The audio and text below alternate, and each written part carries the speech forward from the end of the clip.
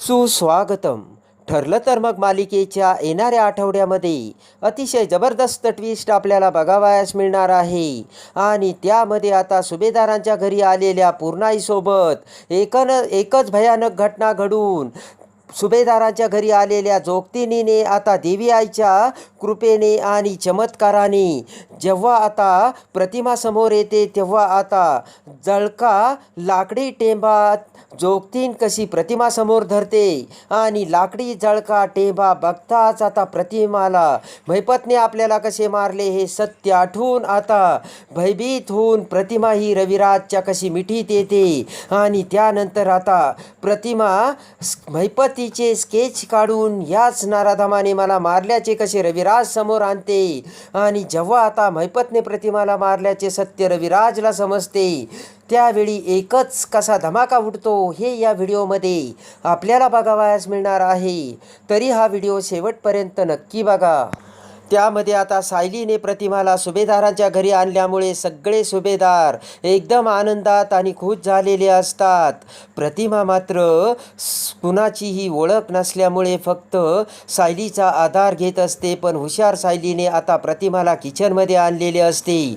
प्रतिमाला स्वयंपाकाची आवड असल्याचे सायलीच्या लक्षात येऊन सायलीने जर आपल्याला प्रतिमा आत्याची स्मृती परत आणायची असेल तर एकच ठिकाण आहे आणि ते म्हणजे किचन असे आता पूर्णाई कल्पनाला सांगितलेले असते. आणि आता सायलीने मोठ्या हुशारीने आता प्रतिमाला किचनमध्ये स्वयंपाक बनवायला लावलेला असतो. तेव्हा आता प्रतिमा तिच्या आवडीची चिंचेची आमटी आता किचनमध्ये बनवत असते. आणि आता रेसिपी काय काय लागते याची सर्व डिटेलिंग प्रतिमा सायलीला सांगत असते. आणि त्याप्रमाणे सायली ही प्रतिमाला सगळ्या गोष्टी देत असते. आणि इकडे कल्पना पूर्णाई प्रतिमाची ती स्वयंपाक करत असताना मजा बघत असतात.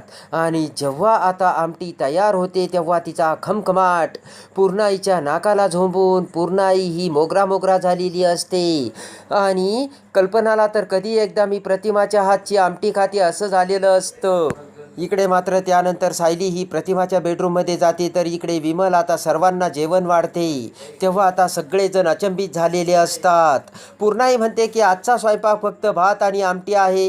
तेव्हा प्रताप म्हणतो मला चालेल, अश्विन म्हणतो मलाही चालेल आणि अर्जुन म्हणतो की मलासुद्धा चालेल.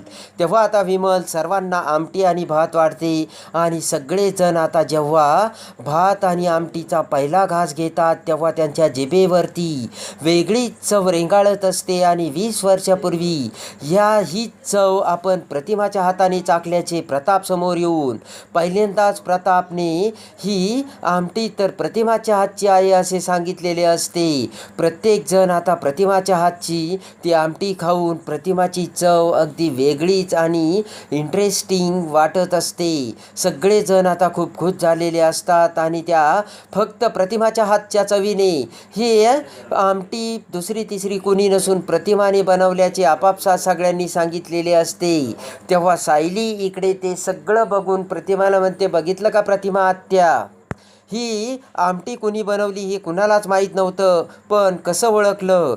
माणूस सगळं काही विसरतो पण हातची चव कधी विसरत नाही असे आता प्रतिमाला सायलीने सांगितलेले असते. आणि आता पुन्हा प्रतिमा ही पटकन आता सायलीकडे बघू लागते, तर सायली म्हणते की प्रतिमा आत्या आठवा, तुम्हाला सगळं काही 20 वर्षाचं ते आठवेल. तेव्हा आता पुन्हा प्रतिमाचे डोके भिणभिणू लागते आणि प्रतिमा आतमध्ये निघून जाते. इकडे आता सायली विचार करते की काय करावे नि कसं आता प्रतिमा आत्याची स्मृती परत आणावी. इकडे मात्र देवी आई आता पुन्हा प्रतिमाच्या नशिबाला आता वेगळेच वळण लावणार असते. आणि देवी आईने मोठा चमत्कार घडून आणलेला असतो. आणि 1 वर्षापूर्वी आलेली जोगतीन पुन्हा आता सुभेदारांच्या घरी आलेली असते. तेव्हा आता दरवाजात येताच माई असे म्हणत जोगतीन ही सगळ्यांना बोलावते. तेव्हा जोगतिनीचा आवाज ऐकून सगळेजण आता समोर आलेले असतात. तेव्हा आता प्रतिमासुद्धा तिथे आलेली असते आणि लगेचच आता पूर्णाई ही जोगतिनीच्या पाया पडते आणि म्हणते की देवी आई, तुमच्या कृपेने मला माझी मुलगी परत मिळाली, पण एक वाईट घटना घडली. माझ्या मुलीची स्मृती गेली, तिला पाठीमागचं काहीच आठवत नाही आहे. देवी आईच्या कृपेने मला माझी मुलगी देवी आईने पुन्हा दिली, पण तिची स्मृती कधी परत येईल. तेव्हा आता जोगतीन म्हणते की माई, तू काही घाबरू नकोस. नशिबात जे असतं ते कुणी बदलवत नसतं आणि प्रत्येकाला हे भोगावयास लागतात. आणि आता तुमची मुलगी तुम्हाला परत मिळाली. तिचा आता वनवास संपलेला आहे आणि पुण्याईच्या जोरावरती तुम्ही तुमच्या मुलीला परत मिळवलं. आणि मी तुम्हाला खात्री देते, देवी आईने तुमच्या मुलीला परत मिळवून दिलं तर देवी आईच तुमच्या मुलीची स्मृती परत आणून देईल. तुम्ही काही काळजी करू नका, देवी आई सगळं काही बघते. तेव्हा आता पूर्ण ही कल्पना सगळ्यांना मोठे हायसे वाटलेले असते आणि सगळेजण आता जोगतिनीच्या पाया पडतात. जोगतिनीला आता प्रसाद आणि धान्यसुद्धा आता पूर्णाईने दिलेलं असतं. पूर्णाई म्हणते की हे बघा माई, माझ्या मुलीची स्मृती जर परत आली तर देवी आईची मी खणा नारळाने ओटी भरील. देवी आईला जे काही पाहिजे लागत असेल, साडी चोळी सगळं काही मी देईल. पण तुम्ही देवी आईला सांगा माझ्या मुलीची स्मृती परत आणून द्या. तेव्हा आता लगेचच जोगतीन ही आता पूर्णाईला तेल आणावयास सांगते. पटकन आता सायली ही जोगतीनीला तेल आणून देते. तेव्हा आता जोगतीन ही तिचे टोपली खाली ठेवत त्या टोपलीतील देवी आईच्या दिव्यामध्ये तेल टाकते. आणि त्याच वेळेस आता जोगतिनीला काय आठवतं आणि जोगतीन आता एक लाकडाची काठी घेऊन त्याला फडके गुंडाळून त्याचा टेंभा तयार करते आणि त्या दिव्यातील काही तेल त्या टेंभ्यावर टाकून जोगतीन आता तो टेंभा पेटवते. आणि लगेचच तो पेटलेला टेंभा घेऊन जोगतीन आता प्रतिमासमोर येते आणि म्हणते की आठवतंय का तुला? आठव पोरी तू, आणि कुणालाही घाबरू नकोस, कशाचीही भीती मनात ठेवू नकोस, आठव.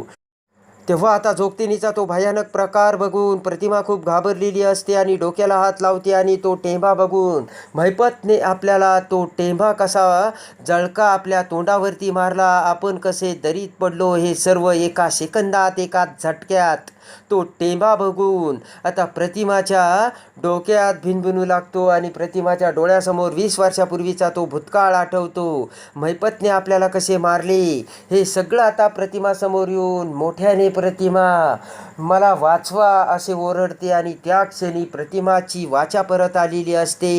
पळतच येऊन आता रविराज हा प्रतिमाला मिठी मारतो.